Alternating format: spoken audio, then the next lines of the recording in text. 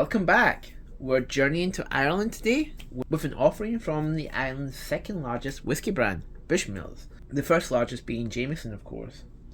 So, Bushmills actually holds the distinction of being the oldest licensed whiskey distillery in the whole world. They were granted the license to distill way back in 1608, and for reference, the oldest licensed distillery in Scotland was the now defunct Little Mill Distillery, which only got its license in 1773. That's 165-year head start, right? They spent the next few hundred years building themselves up to become one of the largest and most popular whiskey brands in the world back in the 1800s and early 1900s. However, one fateful political decision in the USA brought everything crashing down for Bushmills. That was, drumroll, Prohibition. That one decision caused shockwaves across the Atlantic Ocean and sent many whiskey distilleries reeling, because one of the biggest markets was the USA, and suddenly overnight, basically all alcohol was prohibited in the USA. I mean, some distilleries got around it, like some bourbon distilleries got around it by classifying their alcohol as medicine, but for most whiskey distilleries in the UK and Ireland, it was bad news for them. So Bushmills, they survived the storm. They suffered crippling losses from losing one of the most important markets, but they survived. Many of their fellow Irish whiskey distilleries were not so lucky. Now, for much of the 20th century, the Irish whiskey industry, it was on life support. A few distilleries were doing well, but the majority of it was in the doldrums. Now, it's only in the last few decades that things have actually started to change, and brands like Bushmills have returned to their popularity that they once had, like over a century ago. Like Irish whiskey is doing pretty well these days for the most part. I know like we're going through like a big whiskey downturn in the markets right now, but for the past 20 years or so, they've been doing really well. Anyway, the distillery itself is mostly known for its blended whiskies, and they are actually their biggest sellers, of course. However, they also produce a range of Irish single malts. They do differ from their Scottish cousins just across the Irish Sea, and that's because they have a different method of distilling the malt whiskey. So the most common way in Scotland is to double distill. I say most common because there are some distilleries that also follow the same pattern as the Irish distilleries, like Auchentoshan. But for the most part, the vast majority of the distilleries in Scotland will double distill their whiskey, and that means they use two pot stills. They run their fermented wort through one pot still. That creates a low wine, and then they run that low wine through a second pot still, and they'll cut like the heads and tails away from it and leave just the best part of the spirit. It's called the heart, and that will then become the actual whiskey once it's put into barrels. However, in Ireland, they actually have a different method of doing it. They will run it through 3 stills instead, so they'll do triple distillation. So they add in one extra distillation step, and that helps refine the product a bit more, making it much lighter and easier to drink than a Scotch whisky. You'll find there'll be less heavy, sulphury notes in your Irish whisky than there is in Scotch whisky.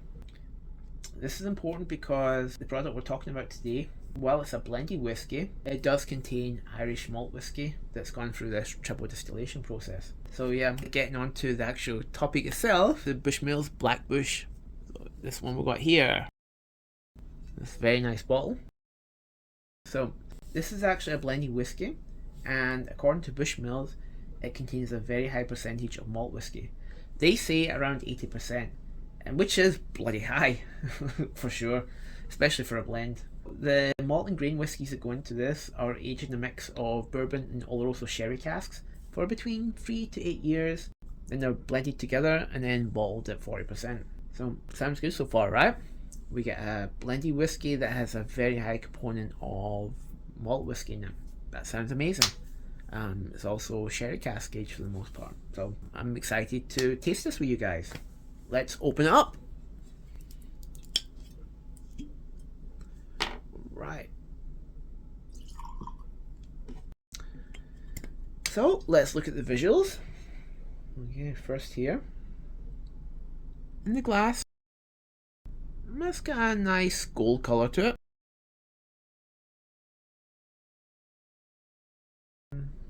Any other colours to see? Maybe there's a slightly orange tint to it in a certain light, but for the most part, yeah, quite gold. It doesn't actually mention natural colour in the bottle, so it's probably safe to assume that it's got some colouring added. I mean, it is sherry cask aged, and that does usually give some colour, but it's safe to assume that they've probably added a little bit of colour into this at least to bring it up a bit. So yeah. Let's know this now.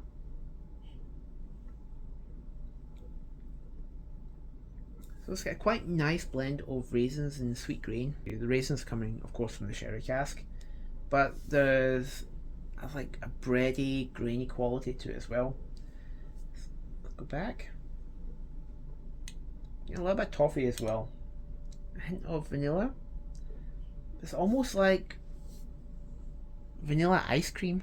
It's like a sort of creamy vanilla. It's very rich, very inviting. Quite sweet. Shake it around. I'm also getting a little bit of shortbread cookie too. A little bit of lemon. Some very, yeah, that's a kind of sort of delicate citrusy note. I might even say maybe not quite lemon, maybe more in the more down the path of yuzu.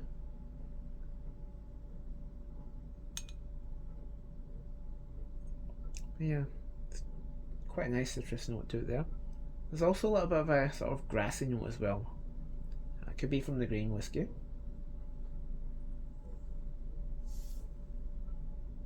No, it's quite inviting, quite nice. Alright, let's taste it.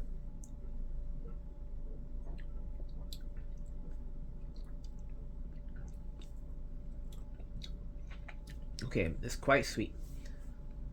As I said, while smelling it on the nose, it was quite sweet. It's also quite sweet on the palate too. You got a rich flavour of prunes, brown sugar, vanilla, and grapes as well. They all sort of hit first. And there's like a mild hint of baking spices, like cinnamon, I'd say ginger, maybe cloves, but might be more actually akin to nutmeg maybe.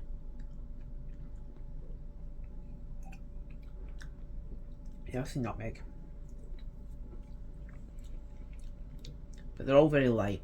It's like very mild. Now, as those flavours are settling, that grain component, it sort of becomes more and more prominent. And there's some hints of sweet corn, a little bit of metallic note too. But yeah, generally speaking, a lot of blended whiskies have this kind of grainy, metallic note.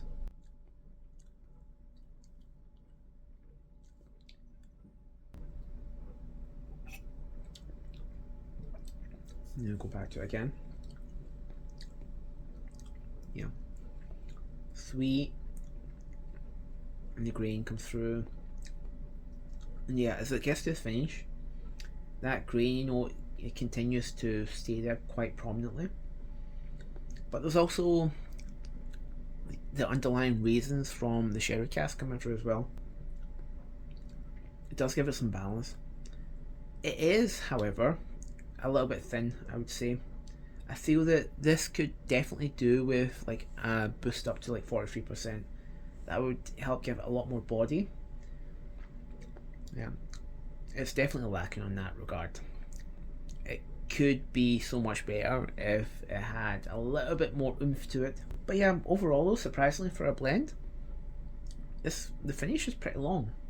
It does leave you with a lingering sweetness, especially one that's coming from the sherry cask. But yeah, overall, this is quite pleasant. It's dangerously easy to drink and quite smooth. Blended whiskies, especially the mass market ones that you find, they have a tendency to not be that enjoyable when you drink it neat. There are some ones that break the mold, and I would say that this one is definitely one of them. I can enjoy this neat, no problem. It's got enough character to it that it doesn't offend. You can hold up well to entry level single malts pretty easily. And I mean, that could be, of course, because it's got high malt content, or it could just be because the sherry casks help hide some of the less desirable elements that you find in a lot of blended whiskies.